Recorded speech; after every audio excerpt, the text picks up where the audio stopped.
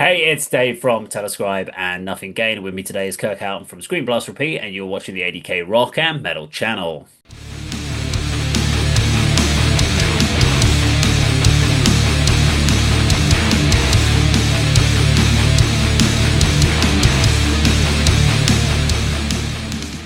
Okay, today we are doing another retrospective album review. Now, normally we do this on like 20 year, 25 year. Now, this I think came out in 89, not 90. Am I correct on that Yeah, one? it was Yeah. Okay, 1989. it's close enough to what we were looking at.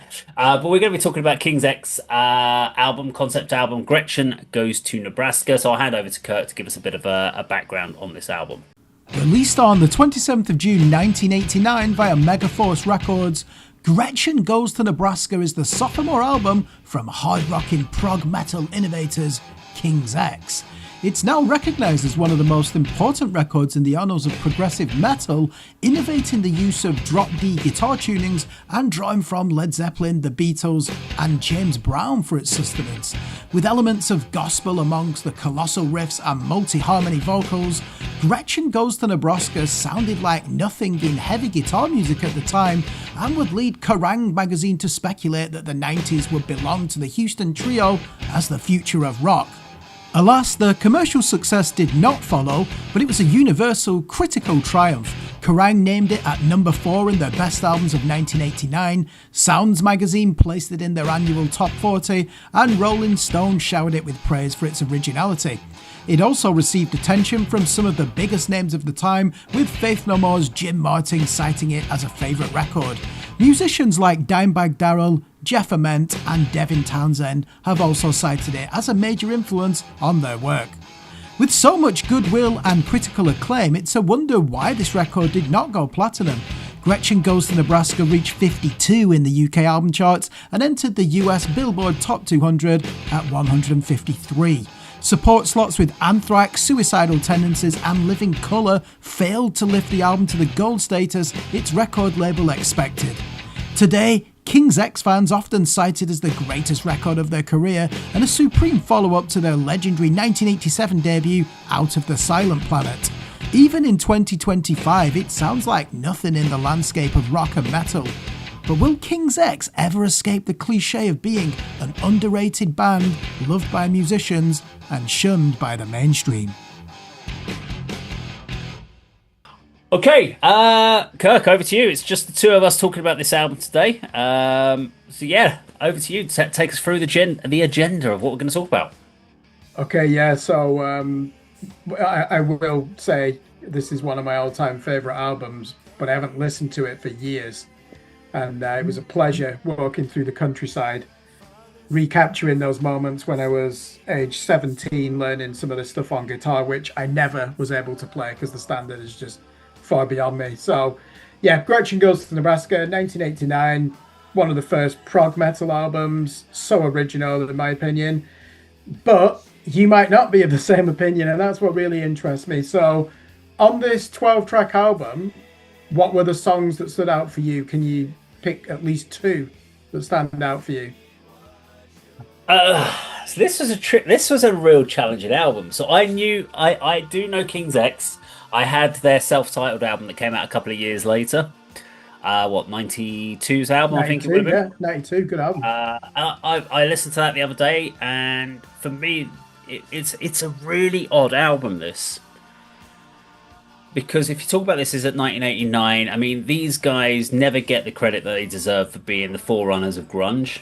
I mean, they really did bring in, I mean, and the opening track, which would be one of my favourites on the album, you hear that very Alice in Chains vocal harmonisation that we got used to that came on, I think, what was it, a year later? So 1990, when we would have got the first Alice in Chains album. It's like heavy metal Beatles, to be quite honest. When you start listening to this, you can hear the influences of the classic rock of Beatles albums, like the latter day Beatles when they were doing Revolver and White Album and that sort of era of the Beatles. It's heavy riffs with trippy vocals. So yeah, I did like the opening track from that point of view, and I thought this is going to be a good album. I like this first song. This is pretty cool, and then it suffers from an identity crisis, this album. They can't work out whether they're going to be the forerunners of grunge and really, really take that heavy doomier influence of that and lead into it, or are they still an 80s rock band? And I hear influences of bands like Warrants, and like Uncle Tom's Cabin, great song from there. But if they had been a pure rock band, would have been a great album. If they'd been a pure grunge band, probably would have been a great album. But it's the split personality of this album that kind of gets a little bit confusing at times. Great catchy riffs. I think Mission was another good track I quite enjoyed there. I thought the church organ feel on that was kind of cool. But my notes are kind of very along the lines of nice rock riff, good catchy groove. Vocals are a little raw on this album as well. This was the other thing I found was, so if you're looking for a kind of a bit of a gnarly raw performance, it feels like he literally set the mic up in the room, went record, go, and then that was it. And they went, right, cool, got that, take next song.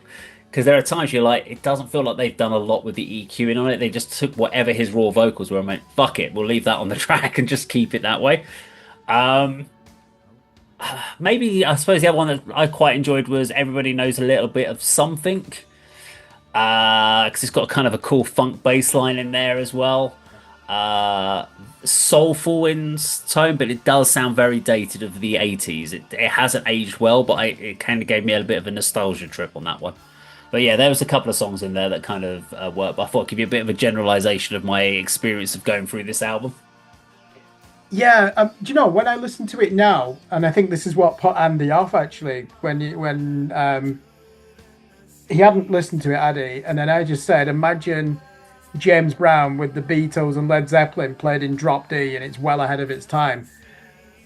Was it ahead of its time? Or like you said, I won't say identity crisis. It's just so off the charts compared to anything else going on in rock and even metal at the time. And let me give you an example, because you chose it as one of your favorites. Track number 1, Out of the Silent Planet, which confusingly is the name of their debut album that precedes this, which was an incredible critical success in 1988. But Out of the Silent Planet, this ties in with what you're saying. I'm always listening to this song from the perspective of 1989. So that's a year before Alice in Chains' debut and a year after Queensryche's metal classic Operation Mindcrime. And where did it fit? Mindcrime! Exactly. And where does it fit? And the answer is nowhere. And that probably explains why they never achieved the commercial success, the critical success and hype probably you would have expected to lead to, you know, an acceleration in sales. And starting track 1 with a sitar motif is an unusual way to introduce the Beatles album. Yeah, the vocal harmonies are really complex but quite mystical when you want something with a bit more oomph. Because if this is the first song you've heard by King's X, you're not aware in this song that Doug Pinnick is this great, soulful, husky blues singer who can also do falsetto. Because it's very much locked into that multi-harmony Beatles arrangement, isn't it, from the latter's last 3 albums. And it's only the drop D chords leading to the chorus where you hear the King's X from the debut album that preceded it, and it's where we can hear the influence they've clearly had on Alice in Chains. And there's a picture of a young Lane Staley with Doug Pinnick. I think it was around the time of that album you mentioned, the 1992 self-titled one, and Alice in Chains clearly said, yeah, these are an influence on us, like Pearl Jam said as well. But again, with this, I'm just surprised for the opener. They saunter in the middle 8 with these ambient guitar effects and sitar notes when you're expecting a shredding solo. So I think it's actually one of the weaker tracks on the album, the opening one. It doesn't really set the scene for me, but it's so original at the same time. And every time I listen to it, I'm thinking, I'm going to crack this puzzle. What is it about this song? But yeah, for me, the other one, you mentioned it, unbelievable song. Track number 7, Mission. My God, what a song. Like that out of tune church organ gives way to one of the finest metal riffs of the 1980s. And they halftime it for 4 bars and then move on to something else. It's so frustrating, isn't it? It's like, I wanted that for another 30 seconds. That it's like I could have had an extended intro there. But I do like the ringing chords that follow, they're really majestic and perfect for Doug Pinnick's anguished vocals. This song stands out for me intellectually because it's a clear attack on tele-evangelism, you know, the ruthless greed behind it, because this band were often seen as a Christian band, which was not really true. And there's another song on this called Pleiades, which is actually talking about one of the great scientists, you know, from the 1500s who was executed by the Roman Catholic Church. I think it's because they're from Houston and they are believers in Christ, certainly were at the time. But this song's really talking about, you know, Christianity will lose its soul if it's really just about institutionalism and it's about paying your way to get into heaven, you know. So I think it's a really interesting song. Musically, you can hear where Pantera got their ideas, you know, to avoid overdubs and guitar solos. They're also from Texas. Dimebag, he was always on record saying Ty Tabor is, other than Eddie Van Halen, is his all-time favorite guitar player, and you can see why. And I just love how the vocals go into full belting mode for the last rendition of the chorus with the guitars at full distortion. So yeah, fantastic. The other one for me, I'm surprised you didn't choose it. Track number 3, Summerland. Did you not hear that and think, yeah, you can see why this was a single? Why was this not a hit single? Track number 3. That fast sequence of drop D, clean arpeggios stitched together by Ty Tabor. Yeah. Revolutionary at the time. You only need to hear this song once to identify with the tone and the structure of the vocal lines. So the songwriting standard is so high here. And I like how Doug Pinnick uses the lowest part of his singing register to great effect.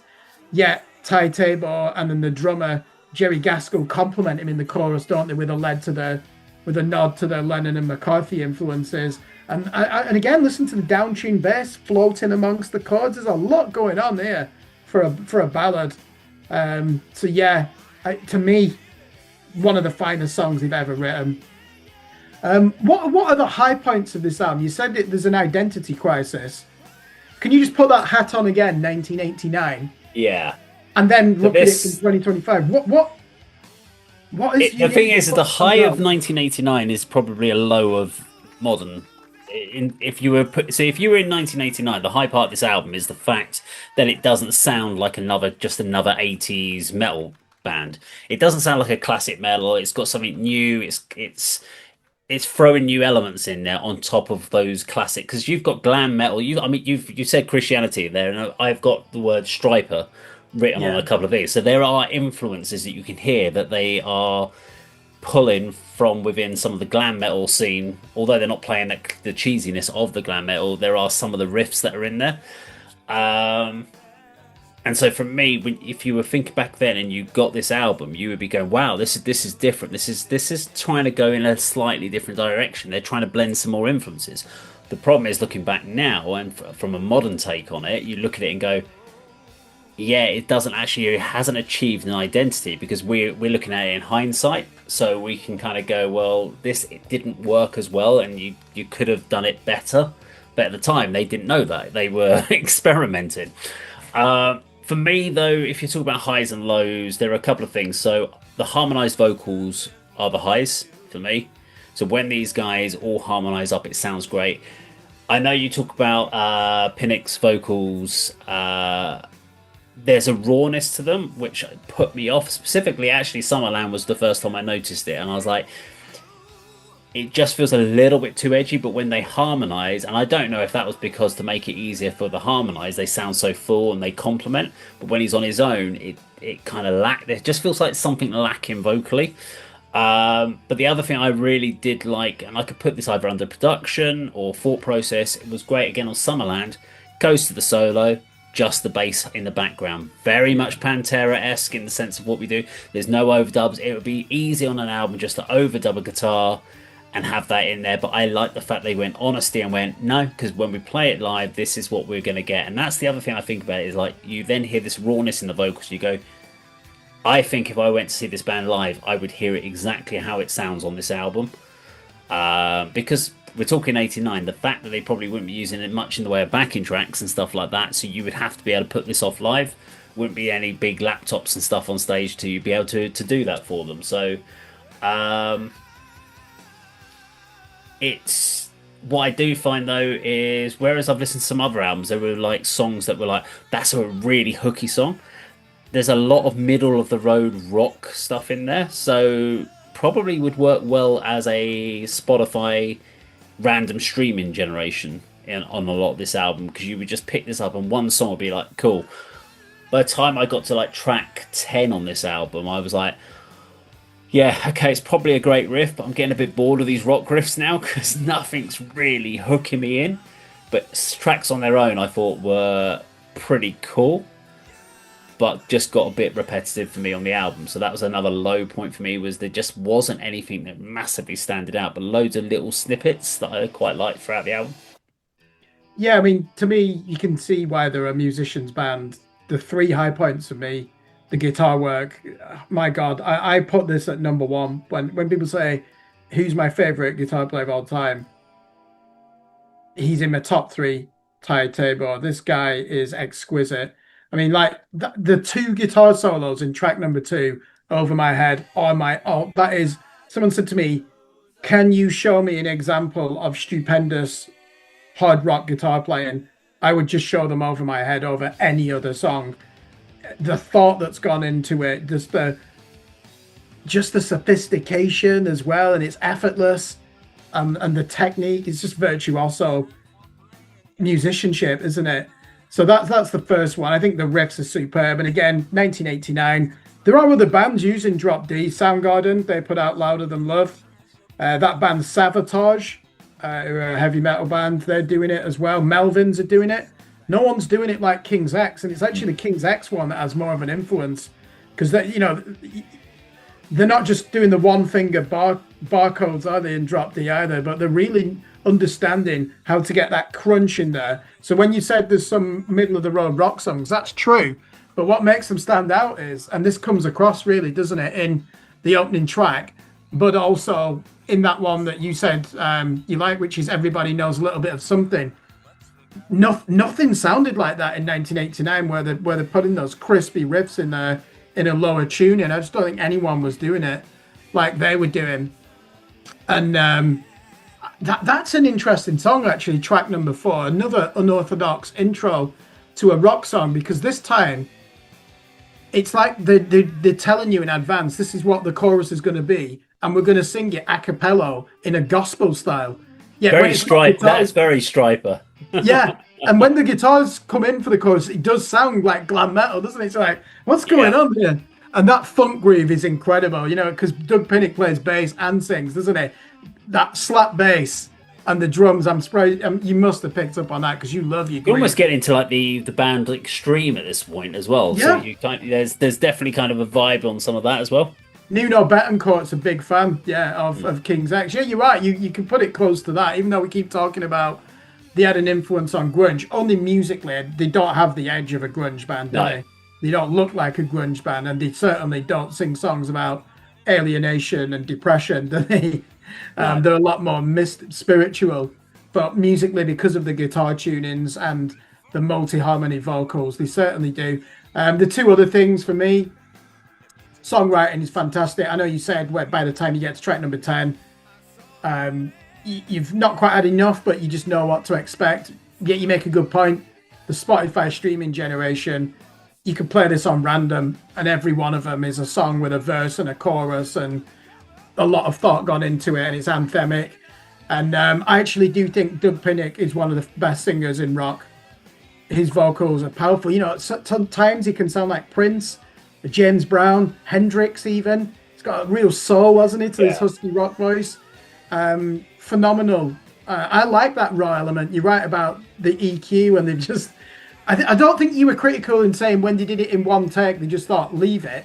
I don't think you're criticizing the standard of singing. You're saying they could have done more technically with that cut, aren't you? No, I think normally what you would say is you'd take that take and then you'd see the guys would go, right, I'm going to put this layer of compression on, and then I'm going to put this effect on it, and I'm going to do this. And it feels like they just went, you know what, that's a cool take. We want to keep that and capture it. And that might be absolutely cool because some people will absolutely love that. For me, it was like, I don't know, it's just something irritating. It's not quite sitting as smoothly as I'd like. And you'd probably find that it doesn't, because it doesn't sound like there's any double tracking, and a lot of people will double track their vocals to get a thickness and a bit more warmth to it. And there's none of that on this. This is just feels like here's just one take, and it's a good Yeah. take. It's just yeah, it just hasn't got that layer of production that you kind of nowadays expect. Yeah, the weaknesses for me, there aren't many, but it was already a new thing, on the debut album. You just wish that they could use more of that low end drop D tuning in the riffing. Because even Over My Head, which is this superb song about spiritual revelation, and it's got these weird seventh chords in, and it's really funky and with those great guitar solos, but they're not leaning into those power chords on the bottom two strings, are they, in that song? When they do it, like in that song Pleiades, that kind of comes too late in the album. It's them saying, "Oh, by the way, these are the innovations that we created on the last album. We're going to give you 5 minutes of them now." It's like, oh, you could have brought them in earlier. And as we said with Mission, why have they not extended that opening riff? That could have been the best riff of the 80s if they'd have just extended it for another few bars. But what we've talked about the opening song, Out of the Silent Planet. What did you think to track number 12, The Burning Down, 5 minutes and 15 seconds? So I actually quite like this track, which is unusual for the closer. I usually find the closers a little bit boring or superfluous to the need of the album, but I like there was almost a slightly alternative tempo vibe to this track.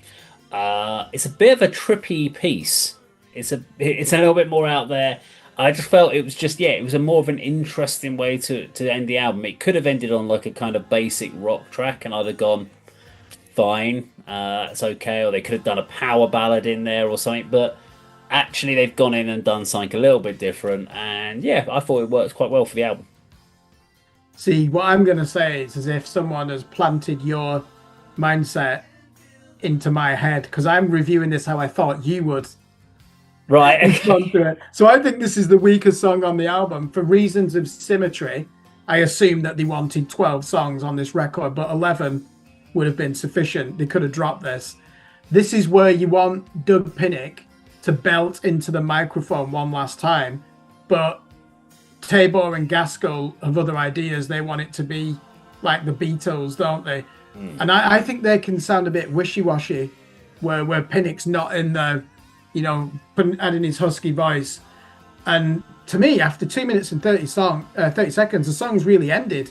They just keep it going for another couple of minutes with backwards guitar effects and marching drum snares, which is interesting for about 30 seconds, and then it just doesn't even fade out, does it? You're just like Yeah. looking at it, like, why is this at 5 minutes and 15 seconds? So it's a bit of a letdown. It's one of the few weaknesses on it, for me.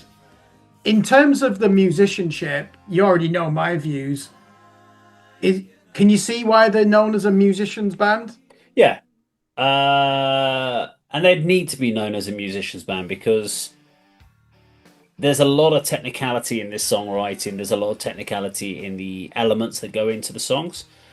There isn't a lot of hook in the songs. So from a listener point of view, simplicity has not been on their mind. They'll write some simple riffs at some point with a cool bounce vibe, but then they just go off. They're not there to let's just repeat that a few times and throw a chorus in there, then finish the song. They're not going to do that for you. This is not going to happen on this album. They're going to give you lots of different elements and really make you think about how these songs are written. So it is definitely a musician's album. It's one of those albums for me that if you were to say to people, like you're doing a history of music and you need to know certain albums from certain time frames, so you go, you need to understand how this impacted. So Sergeant Pepper's Lonely Hearts Club Band, you need to go, that Beatles album is a statement of time. If you don't want to listen to the first Beatles albums, there's no point. They're nice, but they didn't have a significant impact on latter years. And you would talk about even things like you did thrash albums and stuff like that. You could go through Rust in Peace and talk about the impact that had on the overall thrash scene and effectively death metal as well, and how that expanded what death metal did. This to me is an album where you exactly do that. This is an important album, not because it's songs that you should be listening to in your general day-to-day life, but you need to understand what it did within the musical world and how it influenced other people. And that's how I look at this album. Yeah, I agree. And when we come to our final verdict, that's going to be at the back of our minds, really, isn't it? Or at the Yeah. forefront. What did you think was stronger, side A or side B on this 12-track album? I'm a bit indifferent, to be quite honest, on this one. Looking at my notes, it's really difficult for here. So out of 12 tracks, there's four I like on the first and four I like on the second half. I'm gonna go with side B though, because I think Pleiades is a really interesting with its dark brooding tones. I think Mission's church organ parts are cool. The first album is better from a listener point of view. I think from a rock fan who just wants to listen to some music. Side A is better for a musician understanding music and understanding songwriting. I think side B is a better part of the album to listen to. Yeah, it's probably the more interesting one, isn't it? Side B. Great start, track number 7, Mission, which is to this day, King's X fans love that song, understandably. And I do like track number 8 that follows it, Fall on Me. Any song that starts, anything that starts with a huh is always going to be good, isn't Bit it? of funk in there. Got to give a funk on. They're very quick to get to the chorus in that one, but it's because they're all in the same zone. You can tell that they're feeding off each other. There's great ideas, and I love how there's like a surging Led Zeppelin riff in the chorus as well. That's just effortless as a transition point. So yeah, I mean, the other question I always ask: every solo in this album is so well thought out. There is no mindless shredding. It's just pure technique, isn't it? Yeah. So intricate. But yeah, I would say side A as well, because I do like the double header of track 2 and 3, Over My Head, and how it leads into Summerland. And they were the 2 singles from the album. And then that other song that we mentioned, Everybody Knows a Little Bit of Something, finest guitar solo on there. And I do remember when I was 16, no, it would have been 17. I showed this to a guy, and he was explaining to me what a tempo change was because he'd heard this song, and the solo, the rhythm behind it, the drums and the bass, speed up to accommodate the solo, and there's no fill or anything to introduce it. So I always remember from that day in 2000, that guy saying, "Oh, that's a cool tempo change," and in my head I was like, that's what a tempo change is. So bit of a unnecessary anecdote there. But yeah, side B is good for the experimentation, but it's got the weakest song on it, which is the Burning Down at track number 12. So that's why I've gone for side A. So I think you've already given a good idea. You said there the importance of the album, and it's not a case that you sometimes don't even want to listen to it. You've got to understand, haven't you, landmark albums, or in this case, one that's probably criminally overlooked. Has the album stood the test of time? And what would you give it out of 10? This was a really hard one for me to think about, and I spent, because we talked about reviewing this album a couple of weeks ago. So after I listened to this album about a week ago, for a couple of times through, and then made notes, I was like, okay, I need to think about my final summary about my thought. And it's one of those ones where I was like, did I enjoy this album to listen to? Not really. This is not an album I'm going to put on and listen to in the van when I'm driving to work or anything like that, because I'm not going to rock out to it. You're making me want to have to think about the songs, or the hooky nature of the songs is not hooky enough to get me singing along with or doing any of that too. So I was like, so in that case, it shouldn't be a good album, but it's also a very important album. We should talk about it from that context, from the impact it's had. So I am giving it a score of 7 out of 10 purely on the basis that I think it's, from a historical point of view, 1989 point of view, it's a 7 out of 10. If it was released today, this is a 5 out of 10 album.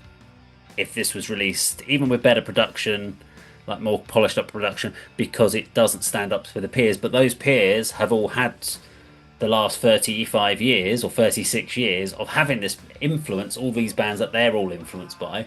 So these were like the originators, like we've said about Black Sabbath when we've reviewed them, etc.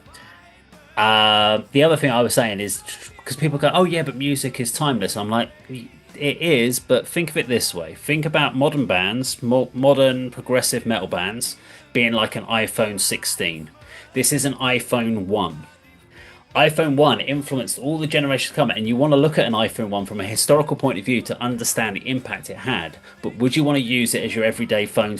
Yes, it will still make a phone call, but it ain't going to do everything else that you want. Whereas the modern band now that's crafted and taken all those influences of all the bands before it have got that polished modern effect, but it's always developing, it's always getting better, they're always bringing more elements in. And I'm sure at the time they were an iPhone 1 versus a Nokia 6110 from 10 years before that or whatever. So you kind of go, well, yes, but they were a massive step forward again. So they're in that point in time, and yes, they serve a purpose, but they wouldn't be what I would want to go back to now. I'd probably listen to something much more up to date, which is more of a polished thing. And it's interesting because King's X's '92 album doesn't sound like this album, in my opinion. They've gone more into their rock element, I think, in that one, and more progressive. They definitely went away from the grungier elements in the next album. So that again, this is where that identity. They were almost like, would it have changed anything if they'd gone into a more of a grunge vibe?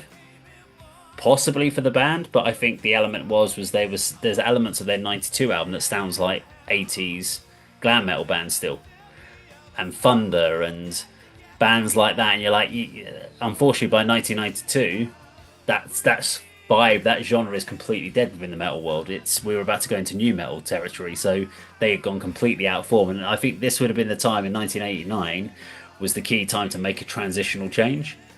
And I don't think they transitioned the way that they should. And I think that's why King's X never got the recognition they deserve, which is really a shame because they're a band that are well known by musicians, but not known by the general metal public.